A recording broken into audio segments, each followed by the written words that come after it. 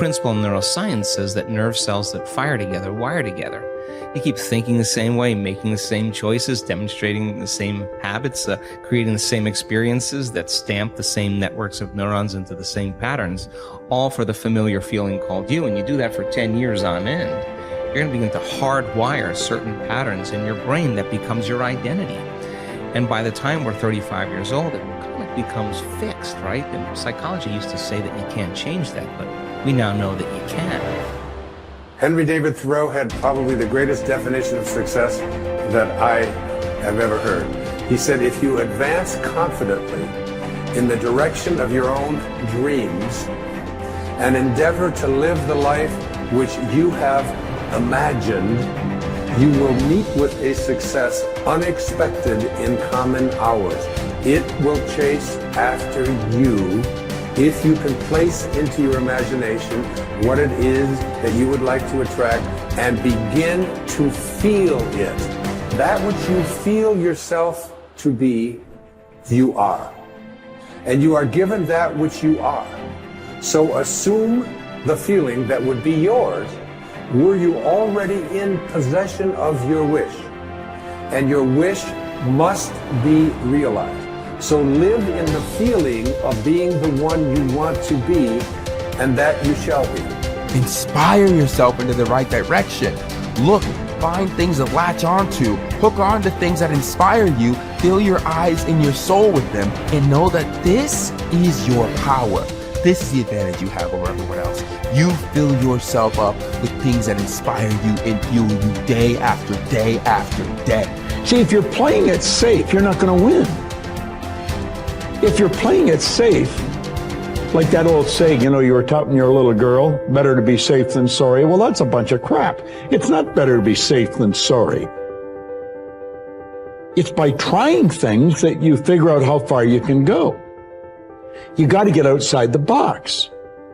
Like it's reported, Edison tried 3,000 ways before he built the incandescent light. He said he didn't fail 3,000 times. He said there was 3,000 different steps to building a light bulb.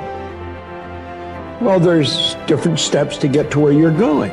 And I really do treat winning and losing exactly the same. I do not let it upset me. So as you begin to look at this decade and affirming that this is your decade, as you set goals that will make you stretch, that will bring out the best in you, as you begin to remove the negative, toxic people from your life, as you decide to take some chances in life, and that's one of the things that's very important. This God said, if you're not willing to risk, you cannot grow.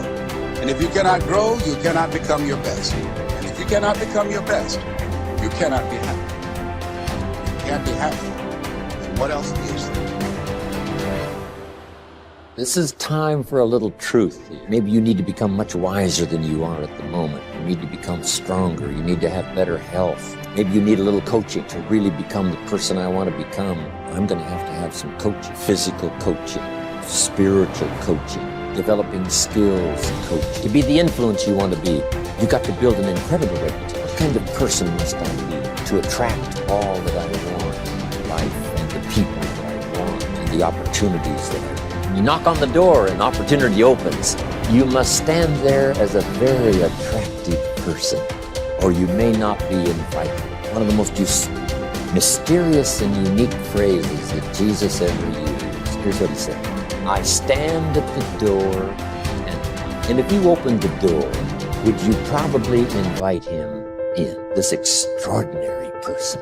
You say, wow, yeah. And he said, if you invite me, I'll come in, sit down, talk things over. For you to be that kind of attractive person, that if you knocked on the door of opportunity and it opened and you stood there, would you be the kind of person that opportunity would say, come right in and sit down and let's talk about the future?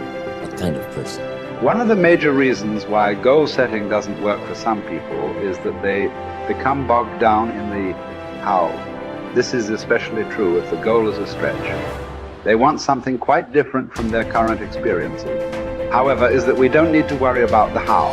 We just need to concern ourselves with but if you do get entangled in the detail of how your desires might come about, you immediately close down those millions of channels through which they can reach you. The how is not important. What is important is that you plant the seed of desire. Nourish it with clear visualization of the ripened fruit. Water it with sincere faith. But leave the means to universal mind. Open up your mind. Clear out the channels of thought. Keep yourself in a state of receptivity. Gain a mental attitude in which you are constantly expecting good. It is these positive expectations that are so critical to success. When looking at the tiniest building blocks of life, scientists were astounded to discover that the particles behave differently depending on what the scientists observing them expected. It's the same in your life. We will rise or fall to meet our expectations, or those others afterwards. No doubt you will have heard of the self-fulfilling prophecy. But do you know who first coined the term? It was a sociologist called Robert K.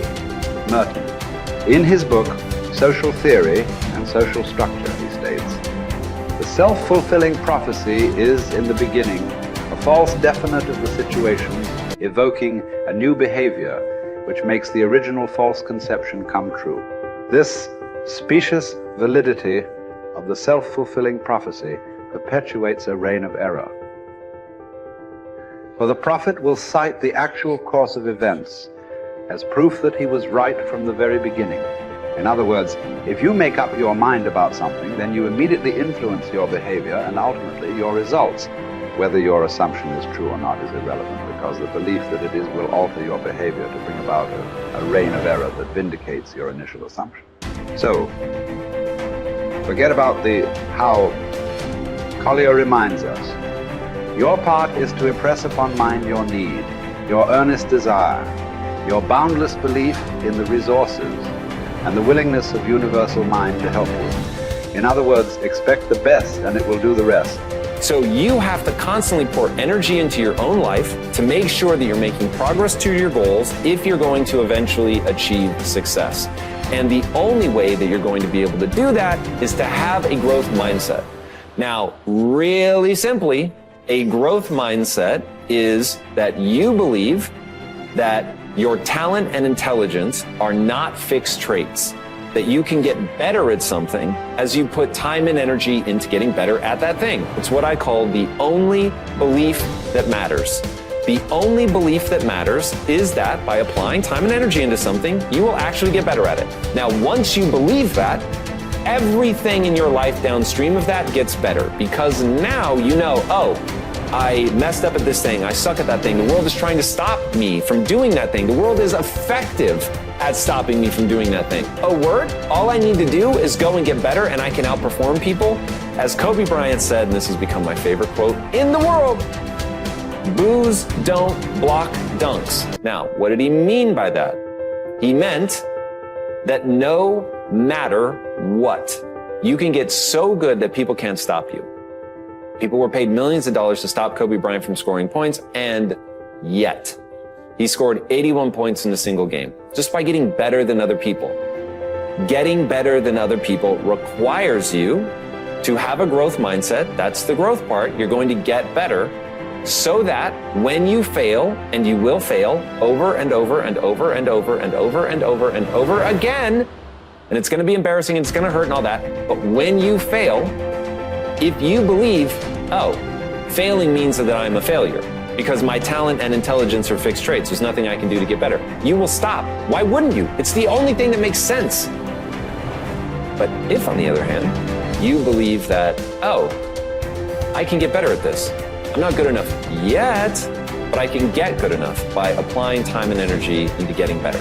So now you'll apply that time and energy because you believe that it will yield the outcome that you want. And that is why it is so critical to get your mind right so that you can run that loop of the physics of progress.